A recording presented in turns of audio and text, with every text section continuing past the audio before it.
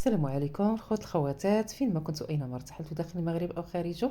كي دايرين بخير؟ لاباس عليكم؟ هانيين ماشطين ناشطين؟ نتمنى تكونوا فرحانين، ونتمنى هاد لا فيديو تلقاكم صحه جيده ان شاء الله واحوال طيبه. كما كتشوفوا معايا البنات، هذه هي العبايه اللي شاركت معكم الفصاله ديالها والخياطه ديالها اللي طلعت كتحمق يا البنات.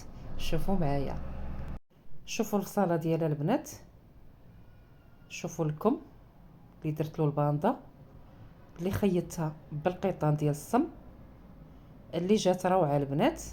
شوفوا الكول هانتوما، والشال البنات حتى هو درت له القيطان كما كتشوفوا في الجن وفي الزياده اللي كنزيد.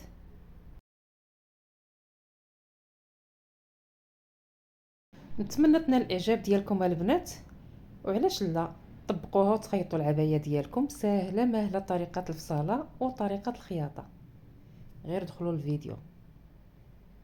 كما كتشوفوا لتحت ديالها بلاصه تكفيفه درت ليها القيطان.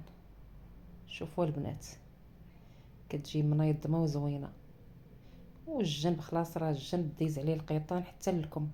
وشوفوا الباندا ما كتجي لا خياطه باينه لا والو. وندوزو للعبايه الثانيه يا البنات ديال لاله الاء. ها نتوما اختي ديال بنت الاخت ديالي، خيطت ليهم جوج هي واختها. طلعوا هاد العبايات كيحمقوا، واخا راه ما خداتش حقها في التصوير. داك القيطان ديال الصم ما بانش مزيان. ها نتوما توب كريب البنات، ودخلت عليهم هاد الكميمات ودرت الباندا من الثوب ديال العبايه، دوزت عليهم القيطان.